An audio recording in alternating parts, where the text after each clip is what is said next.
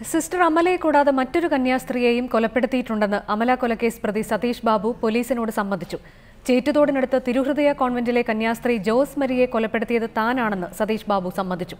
പ്രതിയെ ചേറ്റുതോടിനടുത്ത് തിരുഹൃദയ കോൺവെന്റിലെ മഠത്തിലെത്തിച്ച് തെളിവെടുപ്പ് നടത്തി.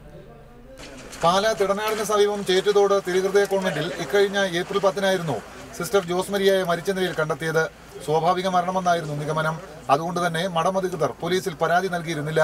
സിസ്റ്റർ അമല കൊലക്കേസിൽ വിശദമായി ചോദ്യം ചെയ്തപ്പോഴാണ് ചേറ്റുതോട് താൻ മറ്റൊരു കന്യാസ്ത്രീയെയും കൊലപ്പെടുത്തിയിട്ടുണ്ടെന്ന് സതീഷ് ബാബു സമ്മതിച്ചത്. അവിടെ നിന്നും 70,000 രൂപയും കവർന്നു. അതിനുശേഷം ഈനാറ്റുപേട്ടയ്ക്കടുത്ത് ഒരു മഠത്തിൽ നിന്നും 6 ലക്ഷം രൂപ കവർന്നിട്ടുണ്ടെന്നും പ്രതി പോലീസിനോട് സമ്മതിച്ചു.